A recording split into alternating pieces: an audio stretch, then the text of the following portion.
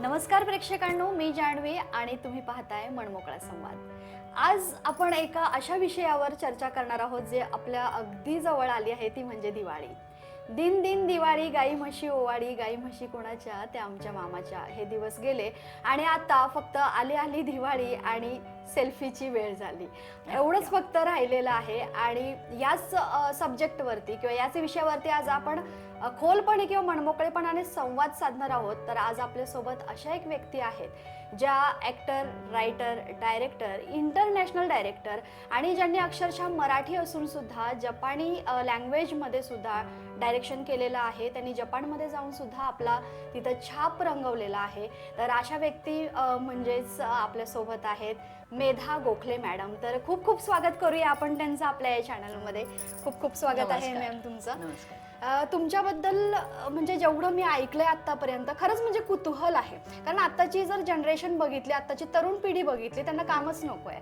आणि तुम्ही आतापर्यंत जो तुमचा प्रवास मी ऐकलेला आहे, म्हणजे मी सांगण्यापेक्षा मला तुमच्या तोंडून ऐकायला खूप जास्त आवडेल। आधी तुझं मला खूप कौतुक वाटतंय की जो आज विषय तू निवडलेला आहेस तो खरंच खूप मनमोकळ्या गप्पा मारून तेव्हाचा काळ, आत्ताचा काळ यांचं एक खूप बॉन्डिंग एकमेकांच्या बरोबर करणं ह्याची गरज आहे। त्यामुळे तुझं खूप कौतुक मनापासून। आणि जॅपनीज लँग्वेजमध्ये मी जे नाटक डिरेक्ट केलं, म्हणजे मराठीत लिहिलं, जॅपनीजमध्ये ट्रान्सलेट करून जपानला 2005 आणि 2008 या दोन्ही वर्षी मी अगदी इंटरनॅशनल युनिव्हर्सिटी आणि एक एशियन क्लब आहे तिथे जपानमध्ये, की एशियन कंट्रीज जितक्या त्यांच्या लायब्ररीजपासून सगळं आहे, अशा अनेक मोठ्या प्लॅटफॉर्मवरती मी जॅपनीज लँग्वेजमधला नाटक डिरेक्ट करून खूप शोज करून आले। अगदी इंडियन एम्बसीमध्ये पण तिथे जाऊन केला। दुसरं थोडंसं सांगायला असं आवडेल की मला मेडिकलची खूप आवड, माझ्या माहेरी सगळे ॲलोपॅथीचे टॉपचे डॉक्टर आहेत, पण समहाऊ आपल्या लहानपणी घरची परिस्थिती, त्यामुळे मेडिकलला नाही जमलं जायला, पण ती आवड जोपासत म्हणजे रीडर डायजेस्टमध्ये अशा मेडिकलच्या स्पेसिफिक केसेस यायच्या, त्याही वाचायची मी आणि त्यातले शब्द नाही कळायचे, तर ते घेऊन त्याचं सगळं काढून, त्याचा अर्थ काढून, त्याचं मिनिंग काय आहे आणि त्याचा उच्चार कसा आहे। तर सांगायचा मुद्दा असा की इतका लहानपणीपासनं ती जी आवड आहे ती जोपासली आता अशी की गेल्या 22 वर्षापासनं मी नासा रिसर्च बेस्ड थेरपीमध्ये, सपोर्टिव्ह थेरपीमध्ये, बायोसिरॅमिक थेरपीमध्ये मी काम करते आहे आणि भरपूर केसेस सॉल्व केलेल्या आहेत। आणि आम्ही लोकांना तेच सांगतोय की पूर्वी आरोग्य उत्तम होतं, आता आरोग्य घसरत चाललंय। त्या कारणांमध्ये शिरण्यापेक्षा गोळ्या घेणं, ऑपरेशन करणं हे तुमचं थोड्याफार प्रमाणात टळलं या सपोर्टिव्ह थेरपीच्या माध्यमातून, तर ते माझा अतिशय आनंदाचा भाग आहे की ह्या थेरपीची माहिती सगळ्यांना द्यायची, अवेअर करायचं आणि लोकांना ते सगळं वापरून एक अतिशय निरोगी आनंदी जीवन द्यायचं। खूप छान मॅम। आता तुम्ही आम्हाला सांगितलं की म्हणजे मी पण इंट्रोड्यूस करताना सांगितलं जपान मध्ये म्हणजे ते नाटक करावं असं का तुम्हाला वाटलं? हां, माझी मुलगी धाकटी अर्चना, जिने हम दिल दे चुके सनम सारखा पिक्चर ऐश्वर्या राय बरोबर, संजय लीला भन्साळी बरोबर केलेला आहे, म्हणजे दोन्ही मुली उत्तम कामं करायच्या पूर्वी, तर ती जॅपनीज अगदी ती 5वीत असल्यापासून चिल्ड्रन कोर्सपासून जॅपनीज शिकत होती। आणि तेव्हा काय झालं की जपानवरनं काही मुलं भारतात येणार होती, म्हणजे पुण्यात येणार होती, आणि त्यांचं आणि पुण्यातल्या मुलांचं एक गेट टुगेदर होतं। ओके। आणि मग त्या गेट टुगेदरला ती जॅपनीज मुलं, मी पहिल्या वर्षी पेरेंट्स म्हणून गेले होते आणि त्या ते जॅपनीज मुलांनी सगळं फ्लुएंट सगळं काय काय सगळं केलं, आपल्याही मुलांनी केलं। पण मग तिथे असा माझ्या मनात विचार आला की पुढच्या वर्षी जेव्हा यांचं गेट टुगेदर असेल तेव्हा मी काहीतरी आणखीन उत्तम रीतीने करीन।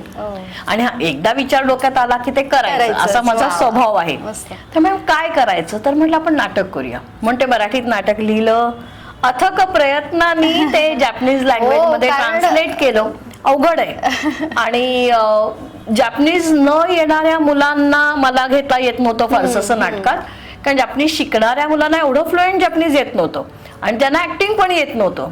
तर अक्षरशः माझ्या नाटकामध्ये पहिल्या वर्षीच्या नाटकात डान्स पण होते, दुसऱ्या वर्षी पण होते, तर एक डान्सची स्टेप कशी करायची इथपासून त्या मुलांना ऍक्टिंग सकट सगळं फ्री ऑफ कॉस्ट शिकवलं। आणि 1 वर्ष ह्या सगळ्या प्रोसेसला झालं आणि त्याच्यात प्रयत्न सुरू झाला की जपानमध्ये जाऊन प्रयोग मिळवणं।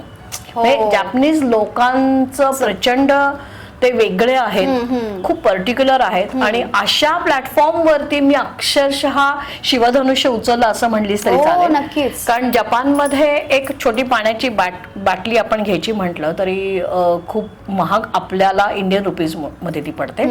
अशा देशामध्ये आपण मध्यमवर्गीय असताना सुद्धा तो झगडा देऊन तिथपर्यंत Yes. पोहोचणं. म्हणजे मला माझा भारतात मध्ये पुण्यामध्ये जेव्हा जपानीज नाटकाचा शो झाला त्याच्यानंतर मला 5 वर्ष लागली जपानमध्ये पहिला प्रयोग करायला. इतकं ते शिवधनुष्य होतं, पण ते पेललं. आणि जेव्हा जपानमध्ये गेल्यानंतर कॉन्सुलेट जनरल कडनं जेव्हा आम्हाला कौतुकाचे बोल ऐकायला मिळाले आणि NHK चॅनलनी पण आमच्या खूप मुलाखती घेतल्या, तेव्हा तो जो आनंद आरवण म्हणजे वर्णनाच्याही पलीकडे होता. मग ते माझे जे प्रयत्न होते ते सार्थकी लागले. आणि मी भारतातल्या सगळ्या भारतीय वासींना की आम्ही आपल्या छान लीडर्सना पण भेटून सांगितलं की मी भारताचं प्रेझेंटेशन म्हणून चाललेली आहे. तिथे आम्ही इंडियन टाइम खोटा पाडला. म्हणजे आम्ही फ्रॅक्शन ऑफ सेकंदला आम्ही रेडी असायचो. आम्ही सांगायचो मी रेडी आहोत, तुम्ही कधी पण शो सुरू करा. त्यामुळे त्या लोकांना असं वाटलं की हा काहीतरी ह्या लोकांच्याकडे पण खूप चांगलं आहे. आणि एक माणूस म्हणून माझं नेहमी म्हणणं आहे जे आपल्यात चांगलं आहे ते आपण लोकांना द्यावं. ऑब्विसली लोकांच्यातलं चांगलं आपण उचलावं, म्हणजेच आपण पुढे उत्तम मार्गाने जाऊ शकतो. म्हणजे एवढ्यातच इतके छान विचार आपल्याला ऐकायला भेटलेत. आणि पुढेपर्यंत व्हिडिओ नक्की पहा, कारण खूप इंटरेस्टिंग हा व्हिडिओ होणार आहे आपला आजचा. आणि नक्कीच तुम्हाला सगळ्यांना बघायला सुद्धा मजा येणार आहे, ते स्किप नका करू. तर म्हणजे तुमच्याबद्दल जाणून घ्यायला तर मला अजून उत्सुकता आहे की म्हणजे खरंच कौतुक करण्यासारखं आहे की एवढा मोठी जंप मारणं बोलणं इतकं सोपं नाहीये. जेव्हा आपण प्रॅक्टिकली करतो आणि ते मग अडचणी असतील किंवा काही गोष्टी त्यातून आपण इथपर्यंत येणं म्हणजे तो आनंद मी स्वतः आता फील करू शकते. तर जो आपला विषय आहे आजचा दिवाळीचा, तर आता जे जनरेशन बदललंय म्हणजे सण तोच आहे जो आधी होता, पण तेव्हा करण्याची पद्धत आणि आता तो सेलिब्रेट करण्याची पद्धत त्याच्यामध्ये तुम्हाला काय म्हणजे किती डिफरन्स वाटतो? मला आधी अगदी योगेश कॅमेरामन, तुझ्या मागे असलेली सगळी टीम, तुम्ही तरुण आहात आणि तुम्हाला तरुण लोकांना त्या काळी दिवाळी कशी असेल हे जाणून घ्यायची उत्सुकता आणि ते तू आता लोकांच्या समोर आणते, त्याच्यासाठी तुमच्या सगळ्यांचं मनापासून खूप कौतुक. थँक्यू. आणि खरंच म्हणजे दिवाळी हा विषय इतका जवळचा असतो कारण दिवाळी म्हटल्यावर ती घरातली असते. गणपती हा सण आपला आता पुण्यामध्ये तर खूप मोठ्या प्रमाणात सार्वजनिक ठिकाणी आपण साजरा करतो, पण आमच्या काळी असा एक काळ होता की तेव्हा खरंच फराळाचे पदार्थ हे फक्त दिवाळीतच केले जायचे, पण बाकीच्या वेळेस परवडायचे नाही. बरोबर. कारण आणि त्यावेळेस असं होतं की नवीन कपडे सुद्धा फक्त दिवाळीत आणि मे मध्ये घेतले जायचे. मे मध्ये साधे कपडे, दिवाळीमध्ये जरा एक आपल्या सणाच्या दृष्टीने चांगले कपडे घेतले जायचे. त्यामुळे तो आम्हाला जो आनंद असायचा की आता दिवाळी जवळ आली आहे. म्हणजे आता माझे बाबा नोकरी करायचे, म्हणजे ते आले घरी की आता आपण खरेदी करायला जायचं. आणि तेव्हा तर काय म्हणजे दुकानात जाऊनच खरेदी करणं, हा जो आनंद मला अजूनही तोच आनंद महत्वाचा वाटतो. की आता कपडे भेटणार, कपडे आपल्याला घालायला मिळणार, मग ते वेगवेगळे कपडे. आणि तुला गंमत सांगते की दिवाळीचा फराळ सुद्धा आम्हा मुलांना बसवलं जायचं की चकली पाडून द्या, करंजी मध्ये सारण भरा, ती करंजी फोल्ड करा आणि मग त्याला पण आपण कातणं म्हणतो त्यांनी असं काता. छोट्या छोट्या गोष्टींमध्ये आम्ही त्यांनाही मदत करायचो. पण त्यावेळेस गंमत सांगते की आईला थोडस गुळ लावून पळायचं असतं खेळायला, कारण दिवाळीची सुट्टी लागली की वेद खेळायचे लागायचे. त्याच्यानंतर खरेदी झाल्यावर ती खरेदी सगळ्यांना दाखवायची असते की तुझा ड्रेस कसा आहे, माझा फ्रॉक, तेव्हा फ्रॉक म्हटलं जायचं, फ्रॉक कसा आहे. हे सगळं मजेचं वातावरण. आणि काय सांगू, तेव्हा फ्लॅट सिस्टीम नव्हती, आम्ही वाड्यात राहत होतो आणि वाड्यात सगळे एज ग्रुपचे आम्ही मुलं होतो, एका समान एज ग्रुपचे. आणि आमच्या मागे पण माझ्या मैत्रिणीचाच वाडा होता, तर ती मुलं आणि आम्ही मुलं ह्याच्यामध्ये ना कॉम्पिटिशन असायची. आता किल्ल्यांच्या कॉम्पिटिशन सगळीकडे घेतल्या जातात, पण आमच्यात तेव्हा कॉम्पिटिशन असायचे की तेव्हा मग ती आम्ही अंबरनाथ मध्ये मी वाढलेली आहे. अंबरनाथ मध्ये खूप असे डोंगर खूप मोठे मोठे आहेत. मग तिथे सगळ्या गँगनी जायचं, मग आई बाबांना पटवायचं की अभ्यास केलेला आहे आता आम्ही जातो. आणि मग ती डोंगरामध्ये जाऊन माती काढायची, हा. ती माती गोळा करून आणायची आणि मग सगळ्यांनी मिळून, म्हणजे माझा किल्ला तुझा किल्ला असं नव्हतं, हा. मग आमच्या सगळ्या वाड्याचा मिळून किल्ला. मग तो किल्ला करायचा. मग माझ्या आठवणीमध्ये अशी छान आठवण आहे की माझ्या बाबांचे एक रानडे काका म्हणून मित्र होते, त्यांची मिसेस म्हणजे आमची काकू ही पुण्याची होती. अच्छा. आणि पुणे तेव्हापासून प्रसिद्ध आहे हा या सगळ्या गोष्टीला, सगळेच लोक फार महत्वाचे असतात. पण ती आम्हाला कागदी बंगले करायला शिकवायची. बर. म्हणजे आम्हाला हे माहितीच नव्हतं की असं किल्ल्यावर पण आपण छान छान बंगले आणि घरांसारखं आपण करू शकतो. तर आम्ही सगळी मुलं मिळून, आम्ही तेव्हा त्याला एक खूप छान आनंदाने बागडत जायचो तिच्याकडे आणि तिथे शिकवायची आणि असे आमचे किल्ले सजायचे. अरे वा, मस्त. आता तुम्ही जे सांगितलं की फराळ करताना आई बसवायची मुलांना, बरोबर आहे. आता काय होतं की मुलांना शक्यतो लांब ठेवलं जातं की नाही आपण हे बनवतोय, तुला भाजायला लागेल जा. तर म्हणजे एक आम्हाला असं विचारायचं की काळजी घेणं इथपर्यंत ठीक आहे, बट ओव्हर पॅम्परिंग आहेत का आत्ताचे पेरेंट्स? कसं आहे माहितीये का, पूर्वीच्या काळी ना घरामध्ये खूप लोक असायची, म्हणजे लक्ष द्यायला मुलांच्याकडे खूप लोक असायची. पण आता आपण अत्यंत, माझे 2 सुद्धा नाही, माझा 1 आणि आम्ही दोघं असं झालेलं आहे. तर ह्याच्यामध्ये आई आता गॅस जर चालू केला असेल आणि तो छोटा मुलगा पटकन उत्सुकता म्हणून तिथे आला तर लक्ष हे तिलाच एकटीला द्यायचं आहे, किंवा वडील घरात असतील तर ते लक्ष देतील. त्यामुळे हे ओव्हर पॅम्परिंग असं म्हणणार नाही मी. मुलांना आता खूप मोठ्या प्रमाणामध्ये वेगवेगळे प्लॅटफॉर्म्स मिळालेले आहेत हल्लीच्या मुलांना. आमच्या वेळेस दिवाळी म्हणजे फक्त दिवाळी, पण आता दिवाळीच्या वेळेस पण वेगवेगळी वर्कशॉप्स असतात, मुलांच्या शाळांमध्ये खूप काही वेगळ्या गोष्टी चालू असतात. मुलांना इतके अव्हेन्यूज आता ओपन झालेले आहेत. त्यामुळे आणि दिवाळीचा फराळ, मी तू विचारायच्या आधीच सांगते, आता कल जो वाढलेला आहे तो आमच्या काळी काय होतं आणि आता काय हा विषय आपण न बोलता घरात फराळ आता केला जाणं हे थोडंसं अवघड झालंय. कारण लोकांचं एक लाईफस्टाईल बदललेली आहे. घरातली तरुणी आपण म्हणूया तुझ्यासारखी, ती पण अतिशय वेगळ्या मार्गाने अनेक गोष्टी करते आहे. मग तिला वेळच नाही ग हे सगळं करायला. आणि मग उत्सुकता म्हणून ती एखादा पदार्थ करून बघते. आणि पूर्वी कसं असायचं, आजी, काकू, मामी, मावशी, आई हे सगळ्यांच्या बरोबर आम्ही शिकलोत. तुम्हाला ती संधी थोडीशी कमी मिळाली, बरोबर आहे. आणि तुमच्या शिक्षणामुळे ती संधी कमी मिळालेली आहे असं आपण म्हणू शकतो. बरोबर आहे. पण मग तेच आता आजी असेल, काका, काकू, म्हणजे घरामध्ये जे वातावरण त्यावेळेचं, त्याच्यामुळे आपलं म्हणजे त्यावेळेचं तुमचं बालपण असेल ते एक वेगळ्या वेणी गेलेलं आहे, बरोबर? नक्कीच. पण म्हणजे मला असं वाटतं की ते जे त्याच्यामुळेच आता कुठेतरी संपुष्टात चाललेत ह्यात गोष्टी. कारण आताच्या मुलांना दिवाळी म्हणजे फक्त सुट्टी, किंवा मग त्या दिवाळी सणाचं महत्व काय हे माहित नाही की का आपण साजरे करतो. तर मला असं वाटतं की ठीक आहे, बिझी आपण आहे, प्रत्येक जण आहे, पण मग तेवढ्या वेळेपुरता आपण थोडा वेळ काढून हे फराळ बनवणं असेल किंवा छोट्या छोट्या गोष्टी जर आपण आपल्यापासून सुरुवात केली, म्हणजे आपण जर जपली तरच ती जपत जाणार आहे. किंवा मग मे बी असं होईल की पुढचा येणारा जो काळ असेल, म्हणजे आत्ताची आमची पुढची जनरेशन किंवा त्याच्या पुढची जनरेशन, त्यांना म्हणजे दिवाळी म्हणजे काय फक्त रेडी होणं, फोटो काढणं, आणि रेडीमेड आता रांगोळ्या भेटतात त्या रांगोळ्या काढणं, सेल्फी काढणं आणि मग स्टेटसला ठेवणं, इथपर्यंतच ते दिवाळी राहील. म्हणजे आता आपल्याला माहितीये, जसं तुम्ही सांगितलं की जे एक्साइटमेंट तुमच्या बोलण्यातूनच जाणवते की त्यावेळेचा माहोल कसा असेल, की ते कपड्यांची एक्साइटमेंट असेल, ते फराळाचा वास असेल, म्हणजे खरंच आहे ना. तर आता ते कुठंतरी नाहीये, म्हणजे कोणाच्या फराळाचा वास येतोय असं आपण नाही म्हणू शकत आता की कोणाच्या घरामध्ये चालली दिवाळी. आणि पहिला कसं की तुम्ही सांगितलं की दिवाळीलाच कपडे भेटायचे, आता काय झालंय, पेमेंट आला, काही आवडलं की चला ऑनलाईन स्क्रोल करा की घ्या. मग ह्या सगळ्या गोष्टींमुळे कुठेतरी ती जीवनाची मज्जा हरवत चालली आहे का? म्हणजे माणसाने रोबोट बनवला, पण मला असं वाटतं आता माणूसच रोबोट होत चाललाय. म्हणजे त्यातलं जे निरागसपणा किंवा जो आत्मा आहे ना, तो कुठंतरी प्रॅक्टिकलच्या नादामध्ये ते कुठंतरी बाजूला होत चाललंय.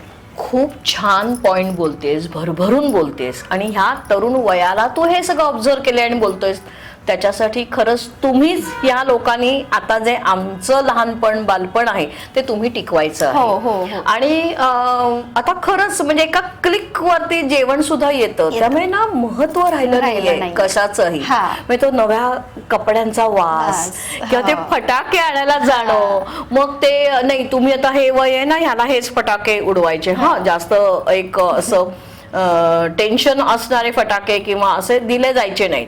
मग आम्ही 2-3 भावंड घरात असायचो, मग ते फटाके वाटून घेणं, हा, मी हा actually जो तेच काही विचारणार होते आनंद आता. होता ना. हा, कारण माझी मावशी तेच सांगत होती की आता तुम्हाला म्हणजे दिला बॉक्स की घ्या, आम्हाला असं नव्हतं. आम्हाला ते फटाक्याची जी माळ असेल त्यातले पण मोजून द्यायचे फटाके. अगदी. म्हणजे मला आठवतंय की ज्या माळा असायच्या ना, एवढ्या एवढ्या माळा, आता तर काय एवढ्या एवढ्या असतात, पण त्या लाल ह्याच्या ज्या माळा असायच्या ना, तर शेवटी असं व्हायचं की फटाके संपायला लागायचे. तेव्हा काय करायचं, ती माळ सोडवायची, त्यातनं फटाके छोटे छोटे काढायचे आणि तेही लावायचे. म्हणजे लवंगी फटाके असायचे. म्हणजे ती जे काय मजा होती ना, तर खरंच मला असं वाटतं की नका रे, असं करू नका, हरवू नका रे आपलं आयुष्य. आणि असं समजा की दिवाळी येते ना, तर एकदम म्हणजे नका घेऊ कपडे. खरंच ना, म्हणजे ती ऍटलीस्ट तेवढं तरी अनुभवता येईल की हा आता दिवाळी सण आहे आणि त्या सणाचा जो आनंद आहे तो आनंद लुटता येईल आपल्याला. अगदी अगदी. आणि आता म्हणजे जसं तुम्ही म्हणालात की म्हणजे तुम्ही खूप छान विचार मांडता तुमचे, की आता असं झालं की जनरली जॉईंट फॅमिली आपल्याला बघायलाच नाही मिळत. तर ह्याचा म्हणजे दिवाळीचा आणि ह्याचा तसा काही संबंध नाहीये, बट मला पर्सनली असं वाटतं की जेवढी जॉईंट फॅमिली असेल ना, तर तेवढे ते नाते सुद्धा टिकून असतात. कारण कसं होतं, नवरा बायको असतात आणि त्यांना समजावणारं मग कोणी नसतं आणि मग त्यातून क्लेश असेल, भांडणं असेल. आता आपण बघतो आजूबाजूला की सेपरेशन हे खूप मोठ्या प्रमाणात वाढलेलं आहे. तर ह्या सगळ्याच गोष्टींसाठी आपले भारतीय सण आहेत की जे आपण एकत्र येऊन एकत्र साजरं करावं आणि तो एकत्रपणा आपला टिकून राहावा. याबद्दल तुम्हाला काय वाटतं? खूप छान सांगतेस तू स्वतःच. त्यामुळे मला खरंच मनापासून वाटतं की अरे, म्हणजे मला असं वाटतं की माणूस जो घडवलाय ना, त्याला बोलता येते, त्याला बुद्धी वापरता येते. बाकीच्या जीवसृष्टीनी त्यांचे जे नियम घालून दिलेले आहेत निसर्गाने किंवा ईश्वराने जन्माला घातल्यानंतर त्यांचे जे नियम ना, ते पाळतायत अजूनही. आपणच का असे बदललोत? आणि हे जर असंच बदलत गेलं जग, तर माणूस शेवटी आत्ताही एकटा आहेच, तो पुढेही इतका एकटा होईल की तो माणूस लवकर म्हातारा होऊन जाईल. होतच आहे आत्ता तसं. कारण आत्ताच जर बघितलं, आता तुमचंच उदाहरण जर घ्यायचं झालं, तुम्ही जेवढं काम केलं किंवा करताय तेवढं आम्हाला पॉसिबल नाही होत. म्हणजे असं होतं ना की खाली उतरले की गाडी हवी आहे, आपण 1 किलोमीटर नाही चालू शकत, पण आपले जे पूर्वज होते ते किती लांब पर्यंत बिना चप्पलचे चालायचे. म्हणजे आता ह्या सगळ्या गोष्टींसाठी काय की वेगवेगळे क्लासेस लावले जातात. पण हे करण्यापेक्षा जी आपली संस्कृती आहे ती जर आपण जपत गेलो आणि पुढे चालवत गेलो, तर मला नाही वाटत की ह्या सगळ्या गोष्टींचं किंवा आपण जे म्हणतोय वातावरण बदललंय त्यामुळे मग आयुष्य कमी झालंय किंवा मग नको ते आजार, ह्या गोष्टींना खूप आळा बसेल. कारण काय होतं, आता आपण म्हणतो ना की दिवाळीलाच आपण फराळ खायचो, तो सीझन होता तसा, थंडीचा सीझन, आणि मग त्याच्यामध्ये जे पदार्थ बनवले जायचे ते आपल्या शरीराला पूरक होते. पण आता आपण काय करतो, हा चला दुकानात चहा प्यायचा, चहा सोबत चकली खायची. मग हे कधी पण आपण जे खायला सुरुवात केली, कारण मी आता म्हटलं ना की आपले भारतीय सण खूप महत्वाचे आहेत, ज्या सणांमध्ये ज्या गोष्टी होतात त्या खूप महत्वाच्या आहेत. आता मी ह्याचं पण बोलेल की पाडवा असेल, आंबा पाडव्यालाच खायला जायचा है ना, की त्यानंतर सुरुवात व्हायची, कारण तो क्लायमेट तसा व्हायचा. पण आता आपलं कसं आहे, आपण कधीही काही खातो आणि त्यामुळे पण मग शरीरावर पण प्रभाव पडतो. आणि ज्या गोष्टी आपण ऍक्च्युअली मध्ये जपल्या पाहिजे, कारण भारत देश हा आपल्या संस्कृतीसाठी ओळखला जातो आणि ते संस्कृती बाजूला ठेवून कुठंतरी आपण बाहेरच्या देशांना ट्रेंड म्हणजे फॉलो करतोय त्या गोष्टींचं. करूयात, नको असं मी म्हणत नाही, अपोज नाहीये मला माझं त्या गोष्टीचं, पण कुठेतरी आपण आपल्या गोष्टी जपल्या पाहिजेत असं मला म्हणायचं. अगदी खरा विचार आहे हा. कारण आपलं जे आहे ना ते आपलं असतं आणि लोकांचं चांगलं आपण घेऊया, पण त्या लोकांना उत्सुकता आहे की भारतामधले सण बघायला ते येतात आणि मग आपणच फक्त ही सुट्टी म्हणून त्याच्याकडे बघून आपण जेव्हा बाहेर जातो, ट्रिप म्हणून जातो, हॉटेलमध्ये राहतो, मग हॉटेलमध्ये काहीतरी आपलं मग तिथे अननोन पर्सनच्या बरोबर आपण दिवाळी साजरी करतो. बरोबर, असं नका करू. म्हणजे मला खरंच वाटतं की आपल्या सणांच्या निमित्ताने तरी तुम्ही जरी एकटे राहत असलाल, म्हणजे फॅमिली तुमची वेगळी असेल, तरी त्या सगळ्या लोकांनी निदान सणाला तरी एकत्र या, तो आनंद घ्या. आणि सगळ्यात आरोग्याचा, आता तू म्हणते आहेस म्हणून मी आरोग्याच्या म्हणजे मेडिकल फील्डमध्ये पण मी काम करते आहे, मला खूप मेडिकलची आवड आणि माझ्या माहेरी पण सगळे खूप छान ॲलोपॅथीचे टॉपचे डॉक्टर आहेत. पण तरी सुद्धा नासा रिसर्च बेस थेरपीमध्ये बायोसिरॅमिक थेरपीमध्ये गेली 23 वर्षापासून मी काम करते. सपोर्टिव्ह थेरपी आहे, प्रूव्हन टेक्नॉलॉजी आहे. त्यामुळे त्याच्यावरती खूप अभ्यास करत असताना म्हणजे मला डॉक्टर व्हायचं होतं पण नाही होता आलं मला. त्यामुळे मनाचं आणि शरीराचं घट्ट नातं आहे.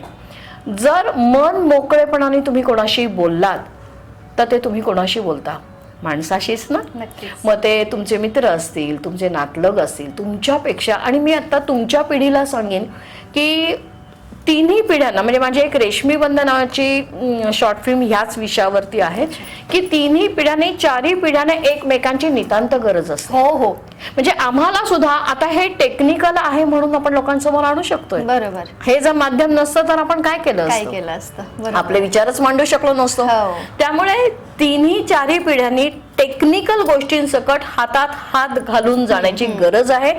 आणि टेक्निकलच्या नादाला किती लागायचं, बरोबर. ते हा महत्वाचा विषय खूप विचार करण्यासारखा आहे. आणि तुम्ही तरुणांनी हा विचार जास्त करावात असं मला वाटतं. आणि तरुणांना असं वाटलं पाहिजे की आपले आई वडील, आपले आजी आजोबा, एखाद्या दिवस घरात पणजी पणजोबा असतील किंवा अशी जे एजेड लोक असतील त्यांच्या सहवासात जा. कारण त्यांनी जे अनुभवलेलं आहे ना त्या अनुभवाचे बोल त्यांच्याकडनं ऐकायला तुम्हाला मिळतील. आणि तुमच्या अनुभवाचे बोल जेव्हा आम्ही ऐकतो तेव्हा आम्हालाही खूप छान वाटतं की अरे नाही, म्हणजे सुकून गेलेला मळा नाहीये.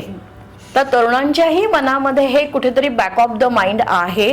पण कुणी तो विषय सुरू करायचा आणि कुणी तो पुढे पाऊल उचलायचं. तर मला वाटतं की हे चांगलं पाऊल तुम्ही सगळ्यांनी मिळून उचला. हो नक्कीच. आणि त्यासाठीच प्रयत्न चाललेले आहेत की म्हणजे एक छोटासा विषय, आमच्या पण लहानपणी मोबाईल नव्हते. हो.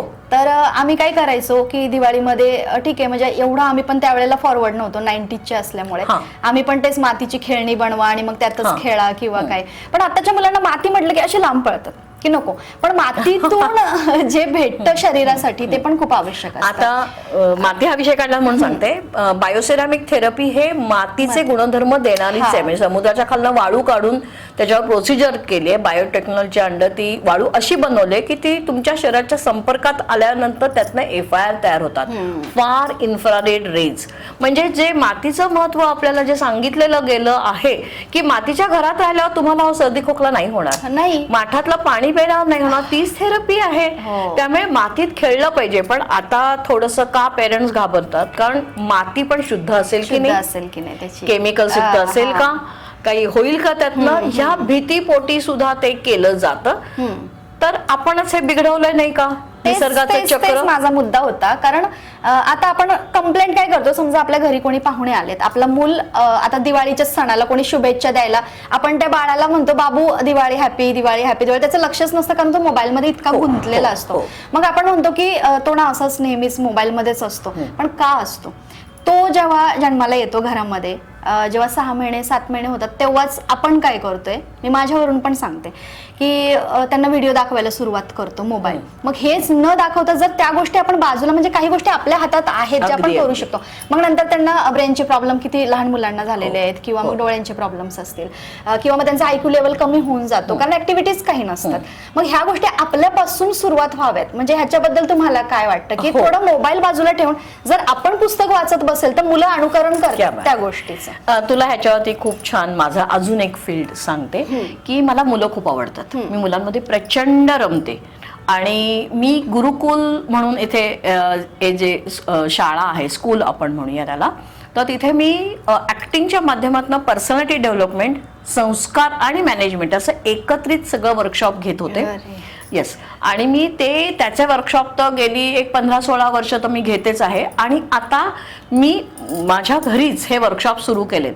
म्हणजे तुला सांगते की संस्कारांमध्ये काय येतं तर काही देवाचं म्हणणं, स्तोत्र आणि त्यांनी मन शांत करणं. त्याच्यानंतर देवाची घरात पूजा करायची आहे किंवा काही सण आहे त्यावेळेस खरंच निरांजन कसं लावायचं. म्हणजे तुला सांगू का, ती वात सुद्धा अशी घट्ट लावावी लागते आणि आजूबाजूला जे तूप असतं साजूक तूप ते असं घट्ट बसवावं लागतं, ती वात पडत नाही. त्याच्यानंतर हार कसे ओवायचे, त्याच्यानंतर देवाच्या तयारीमध्ये अजून काय असतं, पंचामृत म्हणजे काय, हो. हे मी माझ्या वर्कशॉपमध्ये शिकवते अरे मुलांना. वा, क्या बात आहे. त्याच्यानंतर पर्सनॅलिटी डेव्हलपमेंटचं वर्कशॉप घेताना मुलांना आता हे वाईट आहे, हे चांगलं आहे असं तोंडी सांगण्यापेक्षा ऍक्टिंगच्या माध्यमातून इनॅक्ट करून दाखवलं की त्यांना पटतं. बरोबर. मी जाड भिंगाचा चष्मा लावते मुलांना आणि नाही तासभर काढायचाच नाहीये, मग होतोय ना त्रास 5-10 मिनिटात. बरोबर. मग तो टीव्ही बघून, मोबाईल मध्ये डोकून, टीव्ही पेक्षा सुद्धा मोबाईलचा स्क्रीन बघून तुमच्या डोळ्याला ते हार्मफुल होतं आहे, मग हे मुलांना पटतं.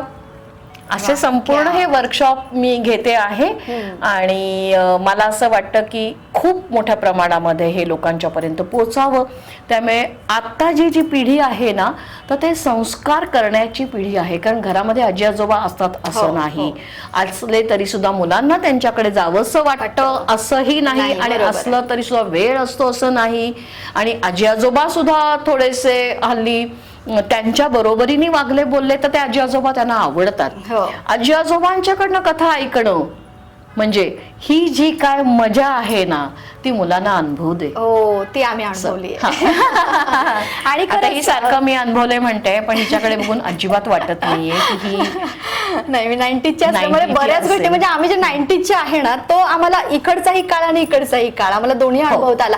बट मला खरंच असं वाटतं की आत्ताचा जो काळ आहे ना, त्याच्यापेक्षा आधीचा काळ सगळ्याच दृष्टीने खूप छान होता आणि ते खरं तरी आपण जोपासलं पाहिजे. म्हणजे ह्या दिवाळीच्या उद्देशाने तुम्ही व्हिडिओ बघत असाल आणि तुम्ही म्हणाल की दिवाळी म्हणता म्हणता कुठे आरोग्याकडे गेले, पण आरोग्य जपणं खूप महत्वाचं आहे. कारण आपण आजकाल इतक्या बातम्या बघतो, हसता हसता माणूस जातोय, म्हणजे रात्री बोलत असेल तर तो सकाळी गायब होतो. तर ह्या गोष्टी का होतात? कारण आपण कुठेतरी स्वतःला बदललं पाहिजे आणि आपण स्वतःला बदलेल तर आपली मुलं त्याचं अनुकरण करतील. आणि येणाऱ्या ज्या पिढी आहेत ते फक्त सोशल मीडियावरती सण साजरे न करता आपले जे घरामध्ये आहेत, म्हणजे एकत्र येणं असेल किंवा मग आता दिवाळीचं उदाहरण घेतलं तर फटाके वाजवणं असेल, नवीन कपडे असेल, जसं म्हटलं की हा ठीक आहे बाकी वेळेत आपण आपलं लाईफ एन्जॉय करू, पण एक 2-3 महिने गॅप आपण नक्कीच टाकू शकतो. येस. आणि तुला माहितीये का, म्हणजे माझ्या लहानपणी म्हणण्यापेक्षा माझ्या लग्नानंतरची आठवण एक छान सांगते की आम्ही माझ्या घरामध्ये बंब, आता बंब हा शब्द सुद्धा सगळ्यांना आगीचा बंब का असं विचारतील तर नाही, आपल्याकडे पितळीचा बंब असायचा आणि त्याच्यामध्ये लाकडं घालून किंवा कोळसा घालून पाणी गरम केलं जायचं आणि मग जे काही पहाटे 4ला उठून तो बंब पेटवला जायचा. म्हणजे मी हे अनुभवलेलं आहे.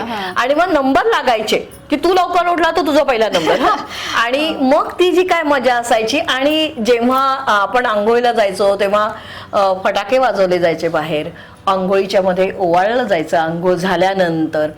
तर हे जे काही आम्ही अनुभवलेलं आहे ना, तर तेव्हा इतकी थंडी असायची आणि आता आपणच ऋतू बदलवून टाकलेले आहेत, माणसाने सगळी झाडं तोडलेली आहेत. त्या ह्याच्यामध्ये आपण आता ह्याच्यामध्ये नको जायला, पण तेव्हा जी थंडी एन्जॉय करायचो आम्ही. आणि पहाटे उठून, आणि एक आमच्याकडे एक नियम होता, सगळ्यांच्याच कडे असेल तो तेव्हा, की दिवाळीची आंघोळ झाल्यानंतर पहिले देवाला नमस्कार करायचा घरातल्या, त्याच्यानंतर आपलं ग्रामदैवत जे असेल, म्हणजे ज्या आपण शहरामध्ये राहतो आहोत तिथलं जे देऊळ असेल त्या देवळामध्ये सगळ्यांनी मिळून जायचं घरातल्या लोकांनी, आणि मग तिथे त्याचे आशीर्वाद घ्यायचे. आणि मग घरी येऊन जो सगळा फराळ केलेला आहे त्याचा नैवेद्य देवाला दाखवल्याशिवाय आपण खायचं नाहीये. आणि मग जी काय मजा यायची तो फराळ एकत्र ठेवून खाण्याची, ती काय आवडते. हा, मी तेच आता म्हणणार होते, कारण आम्ही पण लहान होतो त्यावेळेला आमच्या घरी पण फराळ बनायचा. म्हणजे माझ्या मम्मीच्या पिढीपर्यंत ते बनवण्याची पद्धत होती, आता आम्हीच ते नाही फॉलो करत आहेत, पण आता आम्ही करणार आहे. तर त्यावेळेला असं व्हायचं की तो फराळाचा वास झाला ना की असं वाटायचं की आता जायचं आणि गरम गरम खायचं. आणि मग मम्मी म्हणायची की नाही नाही, तो आधी देवाला द्यायचंय, मग तो तोपर्यंत खायचं नाही. पण आता आम्हाला ते कंट्रोल नाही व्हायचं. मग कधीतरी आम्ही पाणी पिण्याच्या बहाण्याने जाऊन हळू मग एखादं घेऊन येणार किंवा असं. म्हणजे हे आत्ताच्या मुलांना काहीच नाहीये, फक्त मोबाईल पुरतं आणि इंडोर त्यांचं जे लाईफ आहे ना, मला खरंच वाईट वाटतं की यातून बाहेर पडण्यासाठी आपण म्हणजे आत्ताची जी पिढी आहे ती ऍज अ पॅरेंट म्हणून कुठेतरी थोडासा बदल आणला ना, तर येणाऱ्या पिढीमध्ये पण बराचसा बदल आपल्याला बघायला भेटेल. आणि सणांची जी मज्जा आहे ना, जी आपण घेतली ती आपल्या मुलांना पण आपल्याला नक्कीच देता येईल. तुला ह्याच्यामध्ये एक गंमत सांगते की आता हा फराळ वगैरे ह्याचं म्हणजे एक फूडशी रिलेटेड आपण बोलतो आहोत, तर त्याच्या आधीच सांगते की मी गेली 22 वर्ष म्हणजे मी जपानमधनं 2005 ला पहिल्यांदा जेव्हा आले तेव्हा एकदम रिकाम पण आलं की एवढं मोठं प्रोजेक्ट करताना बापरे माझ्या घरी कॉम्प्युटर पण नव्हता त्यामुळे मला जाऊन मेल त्या आपल्या हे असायचं ना काय म्हणायचं आपण त्याला सायबर कॅफेमध्ये आपण जाऊन मी करायची आणि एकदम रिकाम पण आल्यावरती माझ्या डोक्यात येतात नवीन नवीन गोष्टी तर म्हटलं आपण रोजचा स्वयंपाक पुरुषांना शिकवला तर आणि मी गेली 22 वर्ष रोजचा सात्विक स्वयंपाक पुरुषांना प्रॅक्टिकल सकट शिकवते आणि आता अनेक लोकांची विचारणा आहे म्हणजे माझा एक व्हिडिओ पण व्हायरल झाला की मी पुरुषांना फराळाचे पण सोपे सोपे पदार्थ शिकवलेले आहेत आणि आता सुद्धा मला लोक म्हणतायत की तुम्ही एक बॅच लावा कारण आम्हाला सोपे सोपे पदार्थ शिकायचे आहेत. अरे वा, तर मला पण कोणाला शिकायचे असतील तर नक्की कॉन्टॅक्ट करा. तुम्हाला खूप छान छान आणि तुमचं म्हणजे बोलण्यातूनच एवढं छान आहे ना नक्कीच तुमच्या हाताला पण तेवढीच चव असणार आहे. ते अन्नपूर्णेची आणि स्वामींची कृपा आहे माझ्यावरती कारण इथून जर आपण काही करायचा विचार केला ना तर ते नक्की आपल्याला येतं. आणि आता हा फराळाचा विषय निघालाय म्हणून मी सांगते की मुलांना हल्ली ऍडव्हर्टाईज बघून किंवा पिझ्झा खातोय बर्गर खातोय तेच म्हणजे योग्य खाणं असं वाटतं आहे. तर मी माझ्या वर्कशॉपमध्ये सुद्धा त्याचं महत्व म्हणजे मैद्याचं खाल्ल्यावर मैदा पोटाला चिकटतो त्याच्यात फायबरयुक्त काही नसेल तर मग पोटाचे त्रास होतात पोट बिघडतं अपचन सुरू होतं पचनाच्या संस्थेच्या प्रॉब्लेम सुरू होतात हे सोप्या सोप्या भाषेत सांगते. तर त्या फराळाचा जे पदार्थ आपण करतो चकली आहे चिवडा आहे कडबोळी आहे शंकरपाळे आहेत गोड तिखट अनेक अनारसे आहेत तर ते त्या वातावरणाला पोषक असं आहे म्हणजे आपल्या प्रत्येक सणाला जे नियोजन केलेलं आहे ते योग्य असंच आहे. त्यामुळे ते तुम्ही मुलांना इंट्रोड्यूस करून द्या. मुलांना एक पिझ्झा बर्गर हे खाऊ नका असं आताच्या जमान्यात आपण म्हणूच नाही शकत पण सात्विक अन्न खाण्याचा जमाना अतिशय पालकांनी पण आणि मुलांनी पण आलेलं आहे कारण आरोग्य खूप धोक्यात यायला लागलेलं आहे. कोविड मधनं आता आपण सगळेच जण गेलेलो आहोत त्यामुळे हवा अशी थंड असते त्यामुळे थोडीशी चकली जी तेलात तळलेली असते खमंग असते त्याचा वास सुटल्यानंतर सुद्धा टेम्प्ट व्हायला होतं टेम्पटेशन येतं की आपण खाऊया तर तो वास सुटू दे प्रत्येक घरामध्ये तर ते प्रत्येक घरामध्ये निदान तुम्हाला एवढा वेळ नसेल ना तर माझ्या फूड क्लासमध्ये मी तेच सांगते की ज्या अन्नावरती आपण जगतो आहोत अरे त्या अन्न घरातल्या प्रत्येकाने करायला स्वयंपाक शिका. तो जो आनंद आहे ना की आम्ही जो अनुभवलेला आहे की माझे वडील सुद्धा चकल्या घालायचे किंवा माझे वडील पण स्वयंपाक करायचे. तेव्हाचा जमाना असा होता की थोडस बाईला एक आपल्याला 4 दिवसाची विश्रांती द्यावी लागायची तेव्हा माझ्या वडिलांना स्वयंपाक करताना मी बघितलेलं आहे. त्यामुळे सगळ्या खोल्या जर बाकी सगळ्यांच्या असतात तर स्वयंपाकघर एकट्या बाईचं का हो काय पॉइंट मांडला मस्त. आणि आता 2 जण जर काम करतायत 2 जण भरपूर कमावतायत तर कधीतरी आपल्या घरामध्ये त्या अन्नपूर्णेला सुंदर स्वयंपाक करून प्रसन्न करा तर ती अन्नपूर्णा तुमचं आरोग्य उत्तम ठेवणार आहे. नक्कीच नक्कीच खूप छान. अजून एक विषय राहिलाय किल्ले झाले फराळ झाला रांगोळ्या सजावट घराची म्हणजे आपल्या त्यावेळेस ना मुलांच्या परीक्षा कधी संपतायत आणि घर स्वच्छ करायला कधी त्यांना आम्ही सांगतो आहोत असं असायचं आणि घर स्वच्छ केल्याशिवाय आता खेळायला जायचं नाही असाही दंडक असायचा. तर ते घर सजवणं मग किल्ल्याच्या भोवती रांगोळी काढणं ती एक मजा फारच सुंदर. आणि आता तर तुम्हाला रांगोळी शिकवायलाही खूप व्हिडिओज तुम्हाला अवेलेबल आहेत. तर ते घर सजवल्यानंतर जे काय ते वास्तू प्रसन्न होते तेही आशीर्वाद तुम्हाला नक्की मिळतात. म्हणजे असे बरेचसे आपले सण आहेत तसं बघितलं तर पण दिवाळी हा सण असा आहे की जो म्हणजे जसं तुम्ही मगाशी म्हणालात खरंच आहे की घरासाठीच बनलेला आहे म्हणजे कुटुंबासाठीच बनलेला आहे. त्याच्यामध्ये भाऊबीज आहे भाऊ बहिणीचा सण आला नवरा बायकोचा सण आला आपला पाडवा म्हणजे सगळं त्या एका दिवाळीमध्ये येतं. त्यामुळे आपण दिवाळी इतक्या खास पद्धतीने बनवतो तर सगळ्यांना म्हणजे तुमच्याशी गप्पा मारताना तर असं मला वाटतच नाही की आपण थांबावं वेळेचं बंधन असल्यामुळे कुठेतरी आणि तुमचे विचार इतके छान आहेत की असं वाटतं की ऐकतच राहावं. माझं भाग्य आहे की मला ह्याच्या माध्यमातनं तुझ्यासारख्या एक तरुण आणि दिलखुलास व्यक्तिमत्वाशी मला बोलायला मिळालं आणि तुझे विचार खरोखरी म्हणजे ॲप्रिशिएट करण्यासारखं आहे की ह्या वयाची असून सुद्धा तिला सगळं पूर्वीच्या काळातलं आवडतं आहे. मी खरंच सगळ्या माझ्या प्रेक्षकांना एक छान मेसेज नाही, मी मेसेज देणं इतकी मोठी नक्कीच नाहीये, पण एक छान तुमच्याशी वार्तालाप करताना मला असं सुचवावंसं वाटतंय तुम्हाला की खरंच हातात हात घालून कुठल्याही वयाला तुम्ही एकत्र घर बांधून ठेवा. हो, ते बांधणं जे आहे ना घर, त्याच्यामधनं आरोग्य मानसिक आणि शारीरिक सुद्धा सुंदर राहील. आणि येणारा काळ कितीही वाईट आहे असं आता म्हणता आहेत तरी सुद्धा तो येणार नाही आणि परत पृथ्वी तलावर ते रामराज्य येईल. वा, खरंच काय म्हणजे काय बोलू नये निशब्द आहे. मॅम, तुम्ही इथे आलात, तुमचा इतका अमूल्य जो वेळ आहे का, तुमचा इतका बिझी शेड्यूल आहे आणि मी तुला सांगू का, एक प्रथा आहे की अमूल्य वेळ तुम्ही आम्हाला दिलात. अहो नाही, आमच्यासाठी अमूल्य वेळ हा आहे. त्यामुळे आम्ही सगळी लोक उत्सुक असतो तुमच्याबरोबर गप्पा मारायला, तुमच्याबरोबर कम्युनिकेट करायला. जितकं लोकांच्या समोर जाता येईल, आपले विचार मांडता येतील, तेवढं आम्हालाही आवडतं. छान. विचार करण्याची पद्धत तुमची खूप छान आहे. तर तुम्ही आलात इथे आपल्या मनमोकळा संवाद या चॅनलला, इतक्या छान तुम्ही गप्पा मारल्यात आणि एक दिवाळीचं वेगळं महत्त्व आपल्याला आज समजलंय. आणि मी नक्कीच सगळ्यांना सांगू इच्छिते की दिवाळी जी आहे ते आपण ह्या पद्धतीने साजरी करूयात की आपलेपणा ज्यात जाणवला पाहिजे. दिवाळी फक्त सुट्टीपुरता मर्यादित न राहता जो फराळाचा आनंद आहे, जो फटाक्याचा आनंद आहे, जो आपल्या लोकांसोबत म्हणजे आपले आई वडील असतील, आपले आजी आजोबा, काका काकी किंवा आपली मुलं आहेत, त्यांना म्हणजे ह्या सगळ्या गोष्टींची जाणीव होऊ दे. कितीही बिझी असेल तरी आपण 4-5 दिवस नक्कीच आपल्या स्वतःसाठी जगू शकतो. तर ह्या वर्षीच्या दिवाळीपासून आपण एक नवीन संकल्प असा करूया की दिवाळीचे ग्रीटिंग्स मोबाईल व्हॉट्सअपवरती न पाठवता एकमेकांना अचानक भेट द्या. बेल वाजवा दारावरची, दरवाजा उघडा, अरे असं झालं पाहिजे. आणि मोबाईलवरती जर बोलायचं असेल तर व्हिडिओ कॉल करा किंवा प्रत्यक्ष फोन लावून बोला.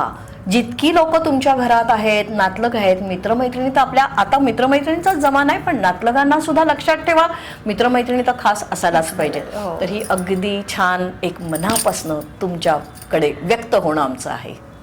ठीक आहे. तर खूप छान सांगितलंय आणि नक्कीच मी तर फॉलो करेल स्वतः, कारण मला खूप आवडतं आणि नक्कीच आताची पिढी अशी आहे की ज्यांना पण आवडतं अशा सगळ्या गोष्टी करायला. तर नक्कीच आम्ही तो एक वारसा जो आहे तो वारसा आम्ही नक्कीच पुढे नेऊयात. तर थँक्यू सो मच. खूप खूप धन्यवाद तुमचे, तुम्ही इथे आलात आणि खूप छान गप्पा मारल्यात. आणि मी सांगेल की तुमच्याकडे एवढे प्रोजेक्ट आहेत की आपण पुन्हा भेटूयात आणि पुन्हा आपण व्हिडिओ करूया. कारण मला खरंच थांबावं असं नाही वाटत आहे, पण वेळेचं बंधन असल्यामुळे आपण इथे थांबतोय. आणि तुम्ही हा व्हिडिओ शेवटपर्यंत पाहिलात त्यामुळे तुमच्या सर्वांचे मनापासून आभार आणि आमच्याकडून तुम्हाला दिवाळीच्या खूप खूप शुभेच्छा. लाख लाख शुभेच्छा.